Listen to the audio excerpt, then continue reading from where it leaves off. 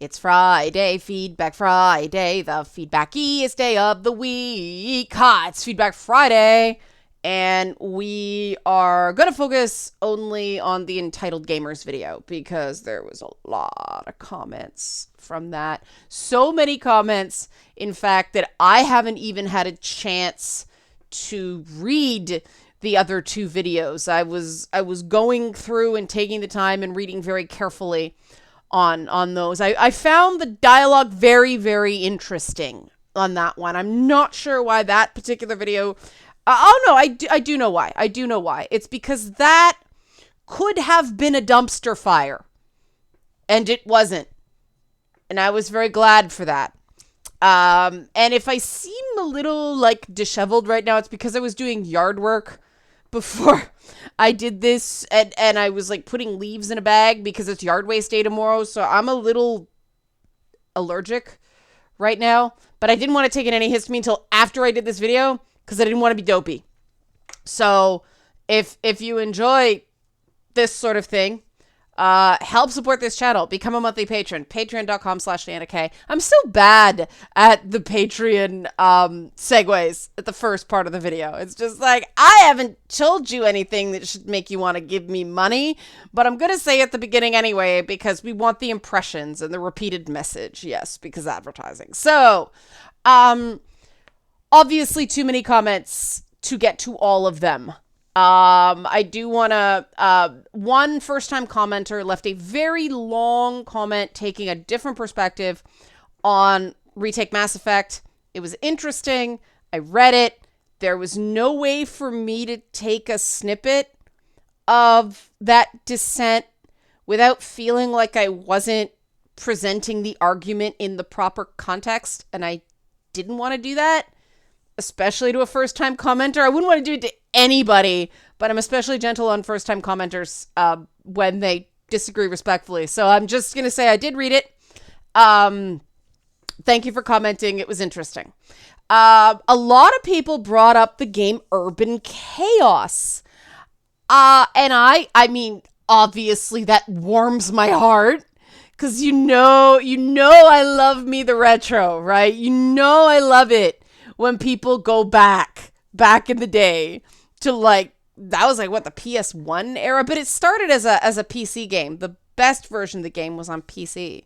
Because in 1999 I was doing mostly PC gaming. I wasn't doing a lot of console gaming. But yeah, it just, first of all, you guys know that most of the people writing for Kotaku now, they were gaming in 1999. Like, they have no awareness of games like Urban Chaos, and that's kind of disappointing. And again, it goes back to games journalism pays like crap. You know, somebody my age who has an awareness of those eras of gaming is not going to take the pittance that places like Kotaku offer for freelance and or junior writing staff. And so here we are. But it made me happy to see references, which of course, what's the reference to Urban Chaos? Urban Chaos was a game back in 1999 with a black female lead. I still maintain that if shit had just been left alone, we'd be better off. Yeah, we went through the X-Bro thing. We were tiring of the X-Bro thing. The Xbox era, I still maintain, is an anomaly in gaming. It was a deviation from the norm, not the norm. And I do believe things would have reset possibly faster back to that, like, you know, Atari, Nintendo, PS1, PS2 era where things were much more, you know, but then you get the commenters, and I don't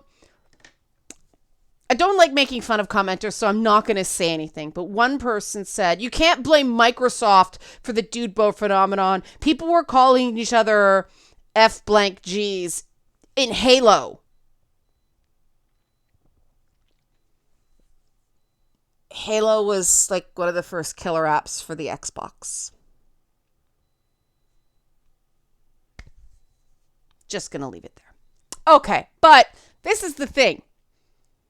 there's people like me and people like y'all who remember things like Urban Chaos, or me, like going way back in the day, to some of those classic. I mean, this is why I like furry games. Yes, I just said that in public. I like furry games because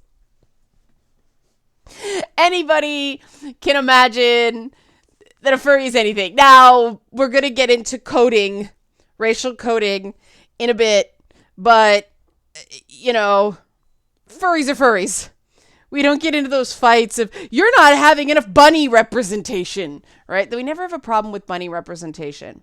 As a kid, Leanna sharing time. This is a lot about me. I used to always like the rare animal furries. Like Care Bears, they were all a bear. I got kind of bored with that. I liked the Wuzzles. If you don't know what a Wuzzle is, look it up.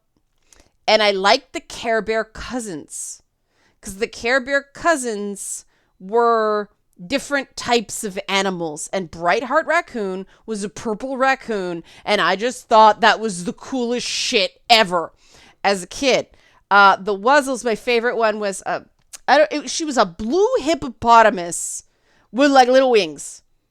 And I was obsessed with the hippo ballerinas in Fantasia. So I guess I related to them. But I loved the blue hippo Wuzzle. Just loved it. And I mean, yeah, you still need to hire, voice actors for those sort of things of diverse backgrounds. But we just all went back to furries. Maybe we'd have less fighting. PS1 era furry games. Let's get them back. Let's get Ratchet. We're getting Ratchet and Clank back, but let's get Sly Cooper back. Let's get stuff like Grim Fandango back. Like, and voice with like diverse voice actors so that everybody just feels like they have something, right? Because I'm sure people will still find ways to fight about it, but you know what I mean? Have I done all the... Because there were a lot of people who missed the point in the bit about Overwatch and the joke that Ash Parrish from Kotaku made about they got black hair, like they got cornrows into an MMA skin pack before there was a black female playable character in Overwatch. People said that Pharah and Ana were black in Overwatch because they're Egyptian. And Egyptian people, there was a Nubian dynasty in Egypt, but Egyptian people run from yes, Nubian descent, but a lot of Arabic, and then there's some Macedonian. Egyptian people are not considered black as a rule. Just putting that out there because I'd rather people bring this up and be gently corrected here than say that somewhere where they'll just get pounced. Other people pointed out that Orisa, and that name to me is ding, ding, ding, ding, ding. This was deliberate because it sounds a lot like Orisha. But Orisa is black-coded. The voice actress that voices Orisa in English is black. The character is a centaur. So I get it. I gotta be careful with my furry tendencies. I recognize that people often don't identify as robot centaurs. I don't know why, but Cheryl, I don't know if it's pronounced Cheryl or Cheryl, but Cheryl Skeet. Did I say that right? Skeet. Yes, it is Skeet. Awesome last name. Skeet. I love Skeet from Booster Gold. But she is black and she did do the voice. So a black woman got paid to voice that character. But yeah, I got to be careful with Orisa because I would look at that and go, okay, that's cool. But I get why people who are not quite so furry inclined would not feel represented by a robot centaur. I would be very happy to be personally represented by a robot centaur. Just saying, but I get it's not for everybody. But that sort of wasn't the point. I was giving Ash Parrish credit that the joke was funny. It is weird that they've waited this long to have just a cut and dried black person when they got so many white chicks. Like, they had 2 plus size white chicks before they got a black woman. And then, like, so many colors of white girl danger hair. Like, were we supposed to think Widowmaker was sort of a... Like, don't create somebody whose skin color is not found in nature and expect it to be a catch-all for all people. Supergirl gets away with it because, like, the actor who plays Martian Manhunter is a black guy on the show. But yeah, that's something that people kind of get into, and I get why it's annoying. But yeah, I'm responding this only to just let people know, like, you will get in trouble if you try to pass off Egyptians as black people, because Egypt is technically in Africa. A lot of history there. A lot of history that we don't have time to get into now. Let's get into the actual, like, named comments. Kelvin M. Moore 69 says, as a male gamer who enjoys a strong, non-customizable, gendered, strong female protagonist, I'm generally disappointed that this is still a rarer occurrence in the AAA space, and even more rare that they make top-tier sales. As a longtime fan of the Metroid series and a newer fan of the Bayonetta games, I'm convinced those franchises would have easily sold twice their historical volume of units if their protagonists were dudes, sadly. Even that, we still haven't had a black female lead as mentioned yet. And it's not because they're female leads. I mean, Tomb Raider was a killer app for the original PlayStation, right? There is this myth in the video game industry that female leads don't sell because guys don't want to play as women. That is not borne out by data. By the time guys hit high school, the majority of guys don't give a shit. It's not that they prefer to play as women. They just don't care. As long as the game is fun, they don't care. So it's that the marketers of games think that a woman on the box will sell fewer games. Now, it's possible if it's like an all-ages game because parents have sticks up their ass and won't give it to their little angel if there's a sexy lady on the box. But yeah, I mean... Bayonetta's in a weird space, right? Because that went Nintendo exclusive. And up until the Switch, it was sort of a weird fit on the Nintendo. The Switch is so broadened what kind of games people expect on a Nintendo console. I love the Bayonetta games. They are more challenging than your average shooter. But yes, it is unfortunate that there would probably have been more push behind a game like that if it was not, a female lead. They just haven't had a good Metroid game in a while. And there's no reason for that. They should be able to make a good Metroid game. I mean, Drinkbox Studios, which is this relatively small studios out of Toronto, made a great Metroidvania game in Guacamelee. Those guys should talk, right? But that's why I was so happy to see the success of Horizon Zero Dawn. Because it's a legitimately fun game. It hasn't descended. And, the first Last of Us, even though that wasn't a hardwired female lead. Horizon Zero Dawn, you had to play as a woman all the time. And it still sold really well. And it's still getting a sequel. And it's a crazy fun game. And I'm glad. Because Sony took a chance and showed that games with female leads can sell. And this is a Western thing, right? Like in Japan, this is not an issue. In Japan, in Japanese cinema, movies with female leads do better. They sort of expect that from their blockbusters. So it's weird. It's this weird Western thing. So I'm with you, Calvin. Yes. Verdit Matthias said, the whole issue is that progressives are constantly pushing the goalposts further and further. Nothing is good enough because when it's done, it's all being compared against the new goal. Any change is progress, but it's not good enough. See, this is where it's like, the names shift under my feet because I do not consider people who just criticize everything to be progressives because progressives are interested in progress. Now, that being said, I know that progressive was what liberals like me started calling ourselves when liberal got associated with the economic left. And progressive used to mean people who believe in social progress, believe in equality, but we also believe in the free market. So it was the social leftism without the economic leftism. And then everything just changed.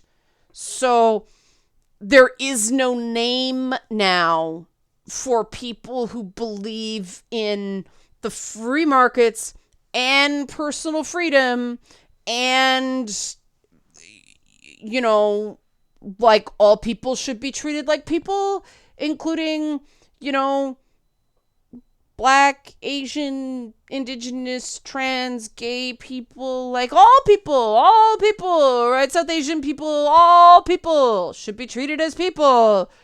There's no name for that. Other than maybe the reason for that is people like us are actually dead center of the Overton window, and the political extremes are mad about that. I don't know. I'd like to test that theory. I have no idea, Vidreet, but thank you for your comment. And a manga fan. Oh, that's fun to say. I don't get the entitled part. So what if gamers are entitled? I mean, they pay their money. It's like what you said about cars. If you were promised you paid for something, don't you want to get your money's worth? It's like censorship. Why pay for not getting the product? The gaming, comics, and animation industries or the entertainment industries are like the only ones that feel it's cool to crap on its fans, and then they expect us to pay our money and not be able to complete. In other markets, if there is bad feedback from the customers, shouldn't they try to please them? Yeah, it's a weird thing, right? Because with movies, and I'll try to keep this short, with movies, with TV shows, the blockbusters, the big crowd pleasers, right, are separated from, in the US's premium cable, in movies, it's like Oscar bait, like art house films, right? A Marvel movie, right? Like Black Panther or Captain America, they don't expect Oscar nominations except for maybe costumes and special effects and score, right? They don't expect Best Picture, Best Actor, Best Director, Best Actress, whatever, right? They don't expect that. It's all about making money. Same with TV shows. NCIS has been on the air for 19 freaking seasons. I watch it. I'm not ashamed to admit it, but it's never going to win any awards, right? That's left to the premium cable, the Netflix is changing the game some, but like HBO, AMC, places like that, their audiences are tiny compared to a show like NCIS or Blue Bloods. I watch Blue Bloods as well. My husband likes all these shows, so I sit down and watch it with him. I'm not sure I'd watch them on my own. I didn't watch NCIS before my husband wanted to watch it. So, but they're different things. In gaming, for some godforsaken reason, all these AAA titles are competing with indies for these awards. And that's why I'm happy when something like Hades takes a Game of the Year, or something like, you know, say Control or Among Us. Control's not indie, but Remedy's a smaller studio. Like Among Us or something takes an award, because it does what awards like that do for indie titles. It makes people aware they exist. It cuts through the noise, right? That's what awards do for movies like Nomadland and Ma Rainey's Black Bottom, and, you know, shows like, Fleabag? I don't even remember. I remember the lady and I remember winning all these awards, but like, I'd never heard of it before that. Awards benefit these smaller budget things that otherwise people wouldn't see. That's not so with gaming. When a game like The Last of Us 2 sucks up all the oxygen in the room, so to speak, it actually hurts smaller titles that could use the publicity, right? You guys know I don't like Game Awards. I don't like Game Awards. There's a reason I don't cover them. Except when, you know, something like Hades takes home a Game of the Year. But I think that's part of where the entitlement thing comes from, because makers of blockbusters know they can't challenge their audience too much. Most do. The Last Jedi is the exception, right? And look what happened there. Like, that's why you don't do that with a blockbuster. There are certain audience expectations that you should respect. It's designed to make buttloads of money. Take it for what it is, right? Games don't do that. And I think they should, right? I don't think a game with the budget like The Last of Us 2 needs awards. I think we need something to help those games that don't have the massive marketing budgets, right? Oh man, I'm way behind. Sun Phantom said, from what I've seen from that Kotaku article, I'm willing to bet the author wanted to write an opinion essay focusing on how she felt invisible in gaming as well. And that paragraph seems to have come from a place of alienation, an emotion we can all relate to in the current political environment. But the editors didn't think it would generate enough clicks, so they made her tack on inflammatory misconceptions and finger pointing to get the article published. Sun Phantom, I agree. It may have been more active than that. Patrick Buckley said, I do disagree with the notion that any change is progress. Some change is most definitely not progress in any meaningful way, shape, or form. My main issue with the way that white women have been pushed forward as the new default is that there should not be a default. Either a game should have a customizable protagonist or a protagonist that suits the game story being told. I agree with you in principle, Patrick. Here's the problem. A huge number of players in games with customization options don't want to use the customization options. They just want to get into the game. Some games just randomize a character look. That's one way to get around it. But again, they want to do that thing where they have that character on the box art and that becomes iconic. And I mean, case in point, right? Look at all the Shepard stuff, right? People know what Commander Shepard looked like, but the Grey Warden, the Champion of Kirkwall, and the Inquisitor from the Dragon Age games, not so much, right? I agree with you. I just gotta be fair to the fact that there are market considerations in that regard. So, Trevor 9. The entitled gamer is a straw man argument. The real reason left-wing journalists get bent out of shape at gamers daring to have an opinion about a product is because they want to replace a consumer-based economy with a command economy. I cannot find any way to argue that, Trevor 9. So thanks for your comment. I do believe there are some people who are writing about games right now who think that what is allowed to be produced should be controlled for everyone's own good. And that's the question with the command economy. Who controls that economy? That seems to be the answer those commenters really glance off of, right? Right. Okay. So Edma. In regards to the whole review of The Last of Us 2, let me preface, I disagree with their final paragraph. That's not the way that narrative storytelling should be moving forwards, not in games. We've taken from movies about as much as we can, and trying to take more is only going to end up erasing the medium. However, I genuinely believe there's a place for games that have a single narrative outcome. As much as a common argument claims that games have interactivity, the industry has developed enough that a video game does not necessarily have to be a game. Big oxymoron, I know, but still. You can have your Uncharted's and you can have your Undertales, but I'd rather they both coexist. Oh, I think Undertale's a game. Sorry, I think Uncharted is a game.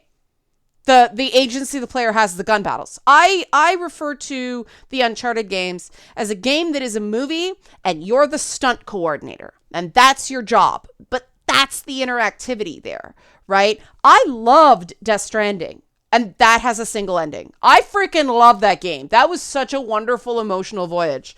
But there was still gameplay.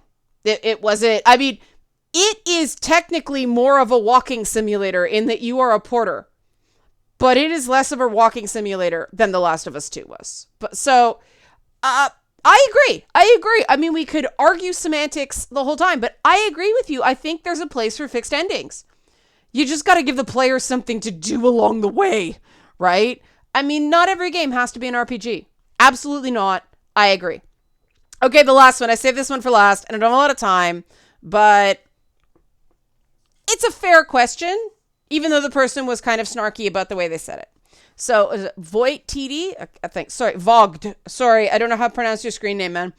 Why does Leanna always blame feminist nonsense in the wake of tropes versus women on men in the industry? They cave to pressure as corporations do. The ideas they implemented were not their own. They were listening to prominent feminists. Okay, here's why, buddy. I'm gonna take your question at face value, considering it's in good faith. Based on numbers, there weren't enough women playing the types of games that caved for the idea of pressure to make sense. Pressure comes from numbers. Pressure comes from fear of lost sales. This pressure was internal. It was from the people making the games that agreed with what Tropes versus Women was saying. There's not enough women that play games to have, sufficient purchasing power in AAA. Not in shooters like Battlefield. Certainly not. There certainly aren't enough prominent feminists in games. And not all prominent feminists thought things needed changing in that regard. That's the thing. They took one opinion, elevated that one type of opinion because they already believed in it, or at least thought that that's all women thought, and ran with it. They didn't bring in other people. They didn't see if there was any sort of consensus among women. Because keep in mind, the majority of women do not self-identify as feminists.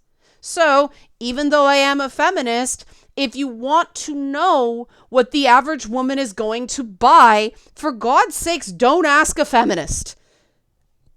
They're not the average woman. When I made Lady Bits, I was told, woman, good. Feminism, bad. The working title, this was from an ad person, a marketing person. The working title for Lady Bits was Feminist Guide to Gaming, because Gamer's Guide to Feminism was the first series I did for Borscht, right? I had no budget. I just did it to show I could deliver, so then I could do a crowdfund.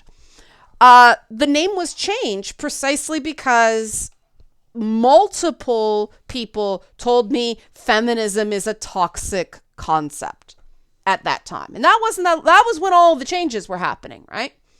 So listening to feminists to get regular women to play your games is like listening to a shoe salesman when you're buying a lawnmower, okay? What the fuck do they know? The idea with feminist thought is to get closer to equality. A lot of the ideas are very flawed. A lot of the stuff that is now treated as academic theory are basically commentaries from the 1970s written to be shocking to get through the noise of everything that was going on in that era. They were not intended to hold up to academic peer review.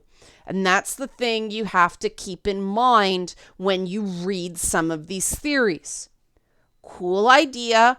Take the bits that ring true to you. It is not gospel. Even people like Laura Mulvey, who came up with the whole idea of male gaze, she never ever intended it to hold up to any sort of challenge. It was a polemic, right? The woman who made the Bechdel test, that was in a comic strip. She never intended it for it to be some measurement of whether something is good. It is not these women's faults that the things they did are not being used as intended, right? It's important to keep that in mind. I believe very strongly in, advancing women. I think there is more work to do. Certainly there's more work to do considering, video games seem to be so afraid of boobs right now. And that's so bizarre from a feminist framework because, there's a reason the second wave feminists burn their bras, people. Like, look how far we've fallen, right? But that's why. That's why Void TD. Because it makes no sense from a pressure tactic that corporations would have bowed to a relatively small number, it's like 18% of women, might even be smaller than that, identify as feminists. It doesn't make any sense from a dollars and cents point of view. This is an ideological fight. This is guys within the industry coming from a place of shame and feeling called out and feeling like they have to show they're good allies by destroying fun in the name of women. And that's such a patrician, condescending take on the whole friggin' thing. If you watch me play video games, and that's the funny thing, right? Like, people insist I'm a totally different person on Twitter because I have my views, right? And they're pretty strongly progressive, to put it lightly. But then I play video games and I have fun like anybody else. And that's not me being two different people.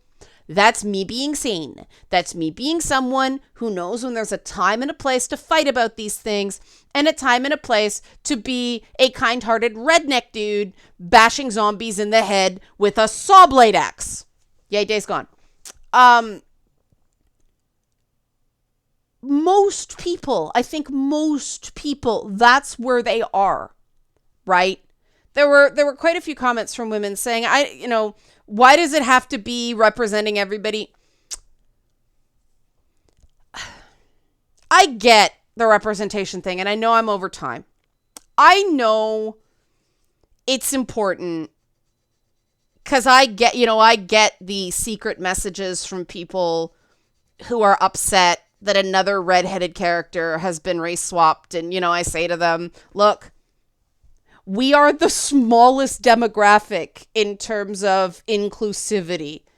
So there's a reason we're being overwritten. And they say it sucks. I said, I know, but for companies playing a numbers game, we're 2% of the population? Black people are 13% of the US population. I mean, if people are going to buy dolls for their kid, right? Not saying that's fair. It's just, like I said, it's a numbers game, right? I mean, maybe in one end it is fair. There's more people that represents. All right, cool. But I do know that when I was a kid, having things like Pippi Longstocking, hated that, and Anne of Green Gables, like that more, forced on me because, look, it looks like you. Okay, similar hair, but Pippi Longstocking was not me. Anne of Green Gables bashed a slate over a guy's head. That was more my speed as a kid. And then I saw Thundercats. And Lion-O had red hair. And the reason I was more like, hey, redheaded character than girl character is because the redheaded characters I saw less often. This was before the hair dye, right, got better. The only I Love Lucy shows I saw were in black and white. So this redheaded character leading a series, and it was sort of, the kid and the guy's body, and, it kind of made sense to me, but, like, having that representation, even in a furry character, did matter to me because I didn't see people outside of my family who looked like me anywhere. And for a kid who is a minority in their community, that kind of, there's certain things you want to know about how to model yourself that you can't ask your parents about. And it's funny because from that, it went from, okay, so these monster kind of characters, these are kind of my speed, right? Like, because they had some cool characters on Thundercats, the mutants and Lunatics and all, they were freaking cool, man. And then, X-Men came out and I was all just like, Beast is me. Because everybody treated him like this monster and he was really smart and read books and quoted poetry. It's like, that's me, man. But that was like, I'm sure you noticed in the pattern that represented more of how I felt as opposed to how I looked. Now, for some people, it's not the skin color really that comes down to it. That hair texture, what's the character name? Sojourn? Sojourn. I think that's an interesting name. Sojourner Truth. Okay. But that hair texture that Sojourn has, that Farrah and Anna don't, because they're not black, that is a touchy thing for a lot of people. And as someone who was raised in an area where that type of hair was normalized, I didn't know the politics surrounding it. I am aghast by the politics surrounding it. And so I understand why that kind of representation is important to some people. Representation like that, games don't make you sexist, games don't make you violent, media doesn't work that way. But a fictional character that seems to get you, to make you feel like something that you feel connected to, you feel samey with, is accepted to an extent in a fictional world, just sort of temporarily soothes the hurt. Someone whose life is pretty shitty in other ways has, right?